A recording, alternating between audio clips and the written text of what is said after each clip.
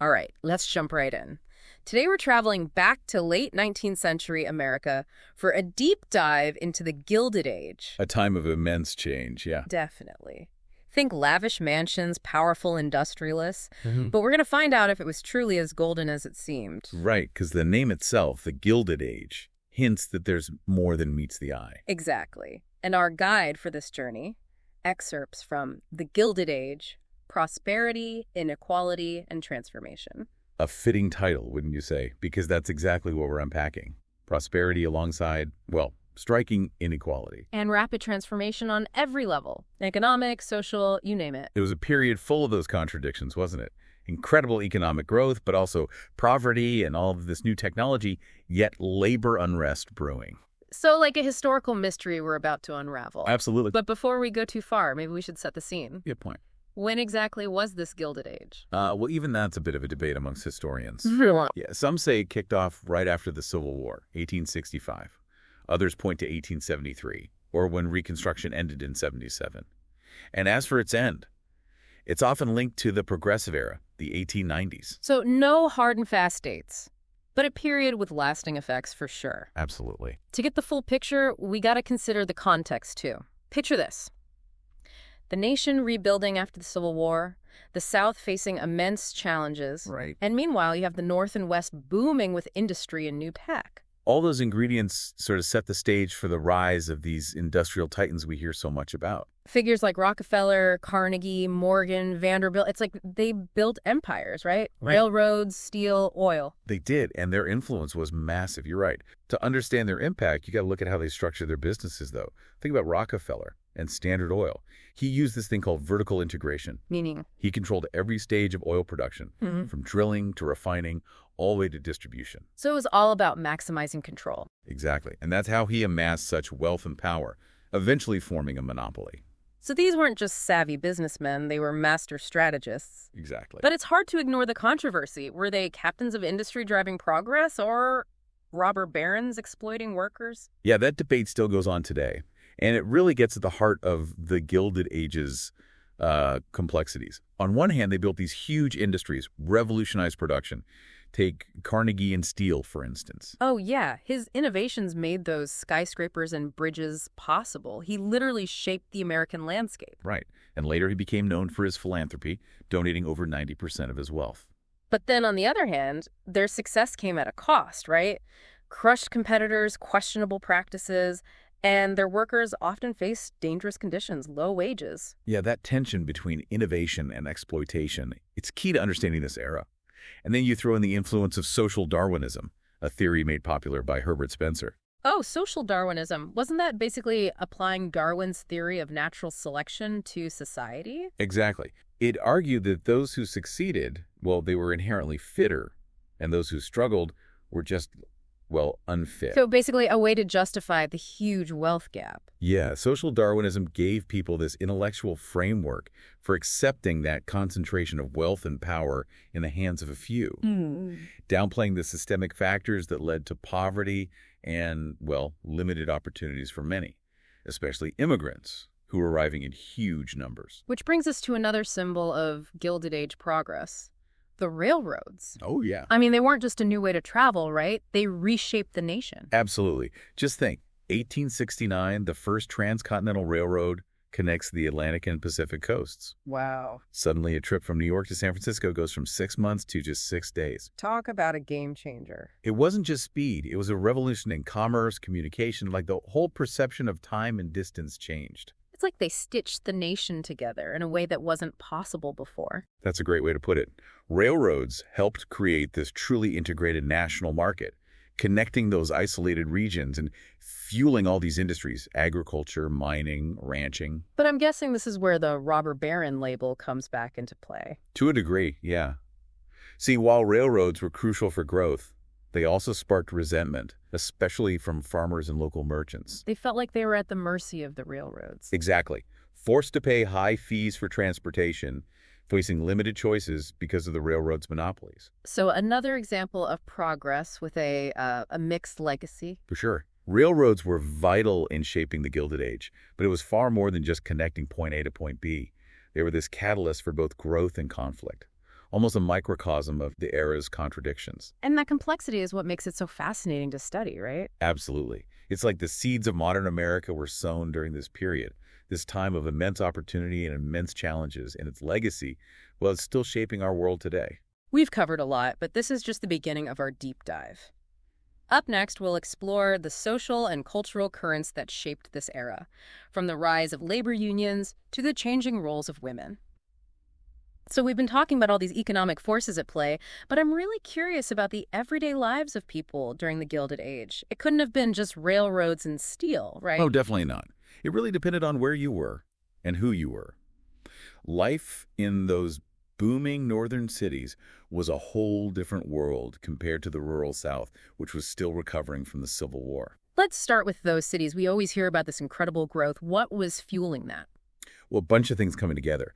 You had industrialization creating this huge need for workers in factories, so people were leaving rural areas and coming from overseas. Oh, yeah, the immigrants. Exactly. Millions of them seeking opportunity, escaping hardship.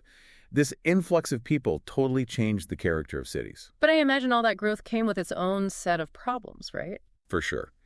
Cities struggled to keep up with the housing demands, overcrowding was rampant, sanitation was poor, and crime, well, crime was a major issue.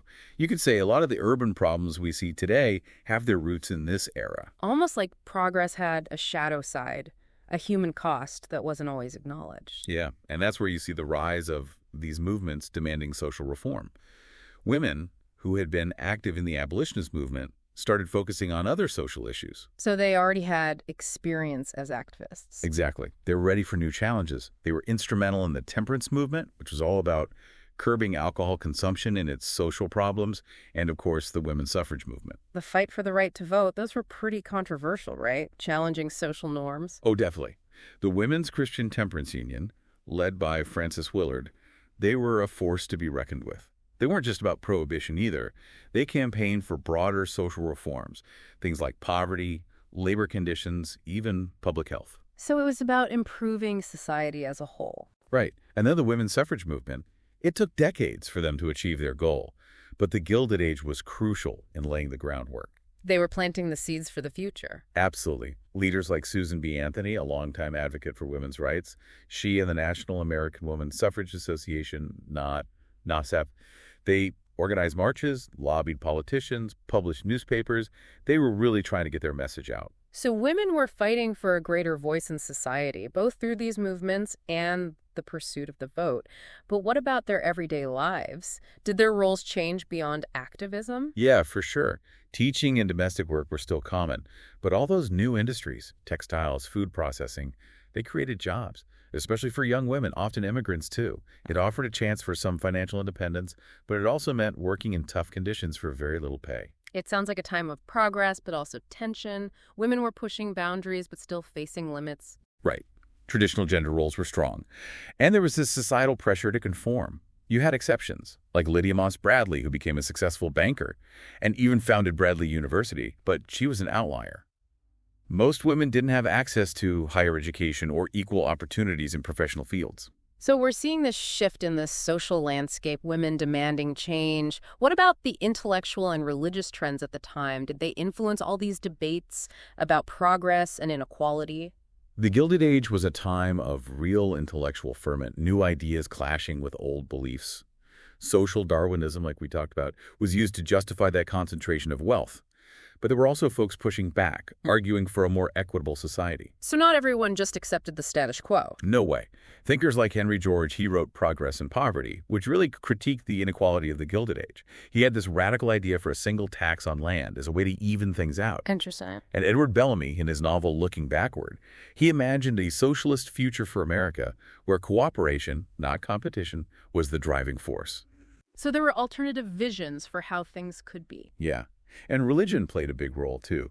This era saw the Third Great Awakening, this huge religious revival that swept the nation.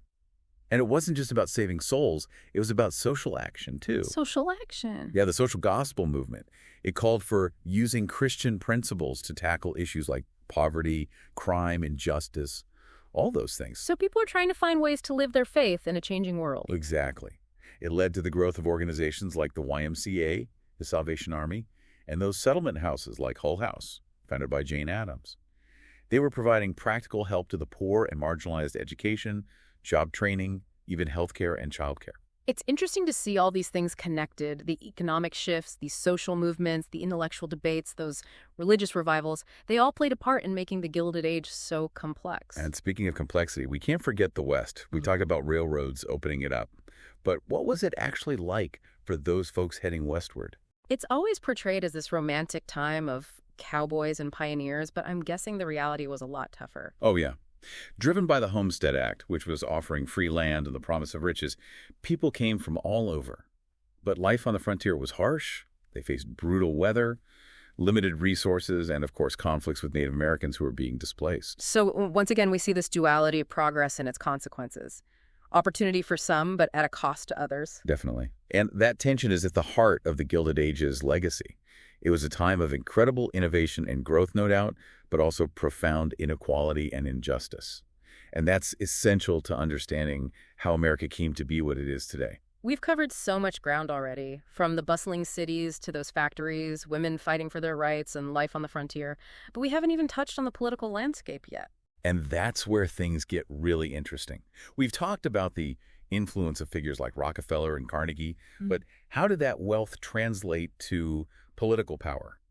How did everyday people, the workers, farmers, immigrants, make their voices heard in a system that seemed stacked against them? That's what I'm eager to find out. The Gilded Age saw powerful political machines rise up, scandals, fiercely contested elections.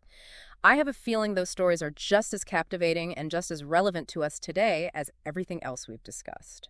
Okay, so we've dug into the economic and social landscape of Gilded Age America, but now it's time to tackle the political scene. We've talked about these incredibly wealthy industrialists, but how did that wealth actually translate to power in Washington? And what about everyday Americans? How do they make their voices heard in a system that often felt rigged against them? The political scene during the Gilded Age was a fascinating mix of, well, contradictions. You had this really high voter turnout, sometimes over 80% in the North. Wow, that's impressive. Right, shows how engaged people were. But at the same time, the system was riddled with corruption, dominated by these powerful political machines. They were more like private clubs than public institutions. It's like what we saw with the railroads' progress and innovation, but also manipulation and exploitation. These themes really seem to run throughout the Gilded Age, huh? Absolutely.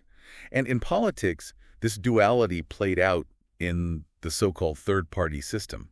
You had this fierce competition between the Democrats and Republicans. But here's the thing. Their platforms were often remarkably similar. Really? Yeah, they both tended to favor business interests. And government regulation, well, that wasn't really high on their list of priorities. So if their policies weren't that different, what were they actually fighting over? It was more about control. Control of offices, of those juicy government contracts. Basically, the spoils of victory. This is where that whole spoils system comes in. Yes, the spoils system. Remind us how that worked again. So the winning party, they'd reward their loyal supporters with government jobs and those lucrative contracts. It meant that loyalty to the party, not necessarily your stance on policy or ideology, became the main driving force. Doesn't sound very democratic. It definitely created breeding ground for corruption. Businesses would spend huge amounts of money to influence politicians, making sure laws favored them and that there wasn't too much interference in their affairs. Scandals like the Credit Mobilier affair in 1872, which involved bribes and kickbacks related to railroad construction, really exposed how corrupt the system had become. But despite all this, voter turnout remained high, driven by those strong party organizations, intense campaigning, and a sense that elections really did matter. So tell me more about how these political machines actually worked. We talked about Tammany Hall earlier, led by the infamous Boss Tweed. He's almost like a symbol of Gilded Age corruption, isn't he? Tammany Hall is the perfect example. They gained power by providing services to immigrants and the working class. Things like helping them find jobs, providing housing assistance, even food and coal during those harsh winters. But of course, there was a price for all this help. They expected those same people to vote for them. So they were like a social service organization, in a way. It's ironic, isn't it? They kind of filled a void left by a weak government safety net. But their motives weren't exactly selfless. They used their power to enrich themselves and their friends through those rigged contracts, graft, and kickbacks, all while taxpayers footed the bill. So providing help, but exploiting those same people, a classic Gilded Age contradiction. But was there any pushback, any voices for reform? Oh, absolutely. Even amidst all that corruption, there were people calling for change. Reformers, often from within the existing parties, folks like the Bourbon Democrats and the Mugwump Republicans, they challenged the status quo. And what did they want to change? They pushed for civil service reform, meaning getting rid of the spoils system and hiring people based on merit, not just party loyalty. They wanted more transparency and accountability from the government, and policies that actually address the needs of the working class and the poor. It sounds like the early stages of the progressive era, which we know came later. Exactly. A lot of the reform movements that gained traction in the early 20th century had their roots in the Gilded Age. It shows that progress isn't always straightforward. It takes time, persistence, and public support to make real change happen. This has been such a fascinating deep dive. We started with the glitz and glamour of the Gilded Age, those robber barons and their sprawling empires, but we uncovered so much more. The struggles of everyday Americans, those factory workers, immigrants, women fighting for basic rights, and a political system that was often more about power than the people it claimed to represent. It really highlights how history is never black and white. It's messy, full of contradictions, and those unintended consequences. The Gilded Age was a time of both remarkable achievements and deep inequality. And as we've seen, a lot of those same issues, wealth gaps, corporate influence, the fight for social justice, are still very much with us today. It's like looking in a mirror and seeing those echoes of the past staring back. Precisely. And that's why studying history is so vital. It gives us context, helps us understand not just where we come from, but where we might be heading. Well said. And with that, we've reached the end of our Gilded Age deep dive. But this is just the start of your journey. Keep exploring, dig deeper into those stories we've touched on, and consider how the legacy of this era continues to shape our world. One last thought to ponder. If you had a time machine and could visit the Gilded Age, what would you want to see firsthand? And what advice would you give to those living through such a tumultuous time? It's something to think about. Thanks for joining us on this adventure through Gilded Age America. Until next time, keep diving deep.